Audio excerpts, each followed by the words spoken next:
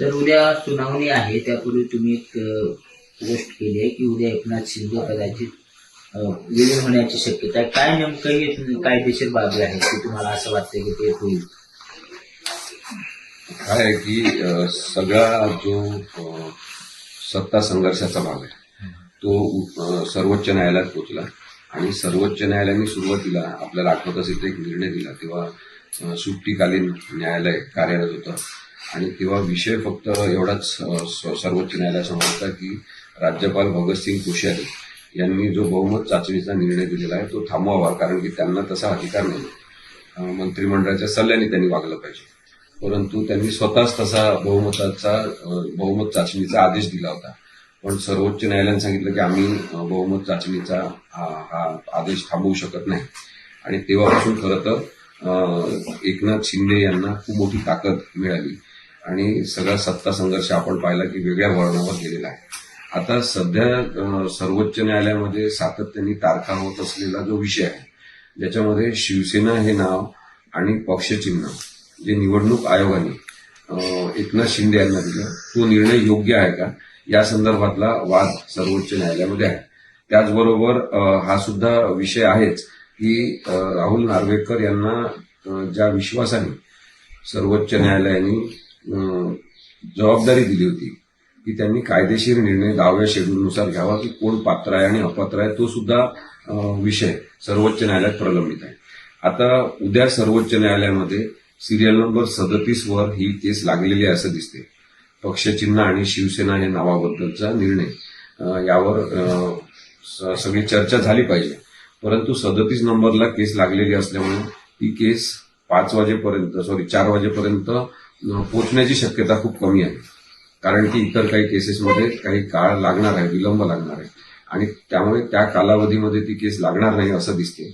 आणि जर ती केस लागली तर आता लोकांना वाटते की जर तरची भाषा बोलता, पण आपण जर तरचीच बोलणार, कारण ही अनिश्चितता जी आहे सत्ता संघर्षाच्या विषयाबद्दलची ती सर्वोच्च न्यायालयामध्ये तारखा झाल्यामुळे निर्माण झालेली आहे. त्यामुळे जर तर शिवाय आपल्याला बोलता येत नाही.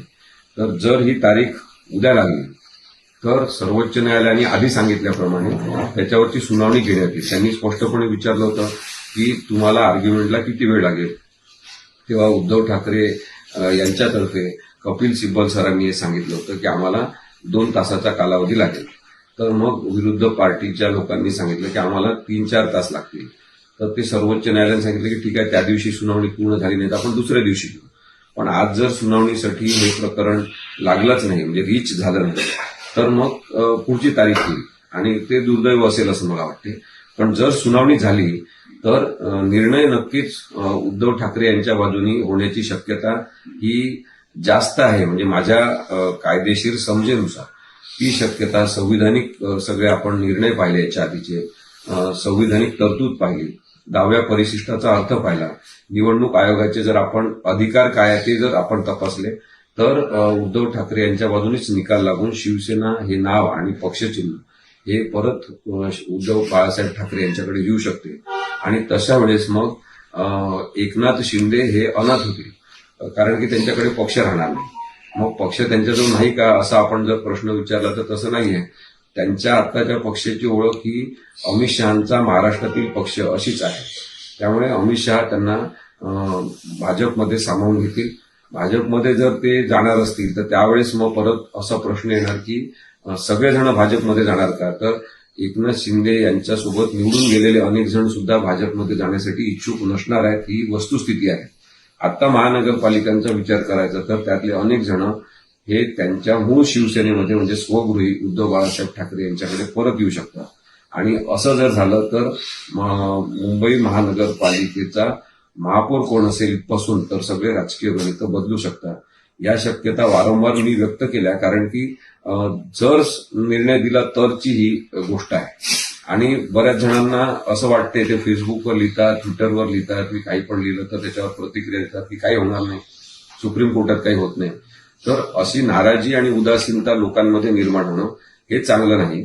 त्यामुळे या केसबद्दलच नाही तर एकूण सगळ्या केसेसबद्दल माझं असं म्हणणं आहे की तारीख पे तारीख होण्याच्या ऐवजी तारीख पे जस्टिस असं झालं पाहिजे. प्रत्येक तारखेवर न्यायाची चाकं पुढे सरकली पाहिजे.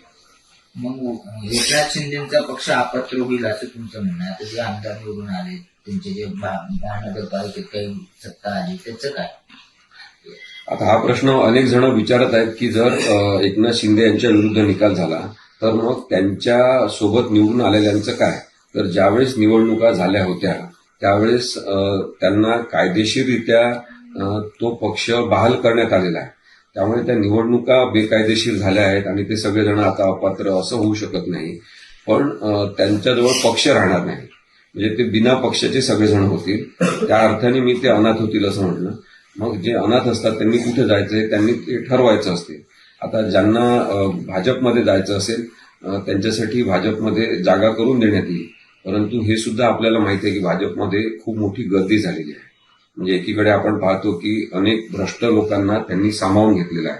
म्हणजे भाजपच्या पोटामध्ये काँग्रेसचे भ्रष्ट लोक आहेत, शिवसेना जी मूळ शिवसेना आहे त्याचे भ्रष्ट लोक आहेत, इतर राजकीय पक्षांमधले सुद्धा भ्रष्ट आणि जे गुंडगिरीचे आरोप असलेले लोक आहेत. तर एवढं सगळं आपल्या पोटात घेऊन भाजप आता महाराष्ट्रामध्ये जगत आहे. तर हे जंक फूड आहे एक प्रकारचं आणि त्याच्यामुळे अपचन होऊ शकते. अपचन झालं की पोट फुटते आणि तशा पद्धतीने भाजपचे सुद्धा राजकीय स्वरूपाचे अनेक गुंतागुंतीचे प्रश्न तयार होऊ शकतात.